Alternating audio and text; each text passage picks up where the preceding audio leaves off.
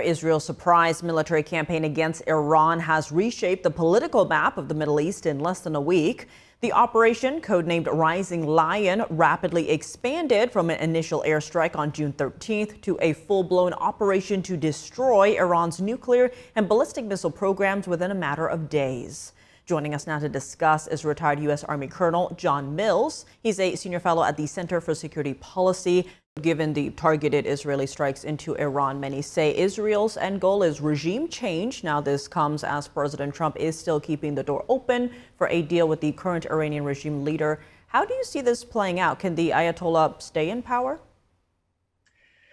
Well, we'll see. It was the Prime Minister Netanyahu on Friday who called on the people to rise up. There's also been other reports of civilian uprisings. This is the fog of war. We don't know exactly what's going on. The Israelis have clearly established dominance, but at the same time, China is their main supporter. There's a very large Chinese footprint of advisors inside of Iran. They get scant attention. I'm really surprised how little attention this gets.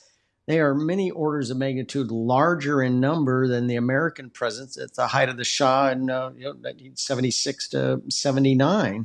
But I think that's a large part of what's keeping Iran in the game. China doesn't care how many Iranians are killed or the losses in Iran. They just don't want their partner to fall and collapse.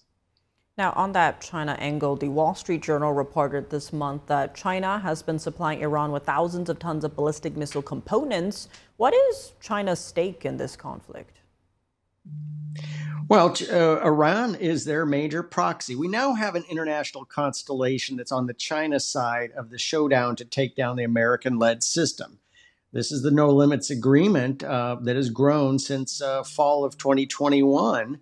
That was announced between Russia and China. And so you have Russia, North Korea, Iran, Venezuela, but you also have to include South Africa and Pakistan.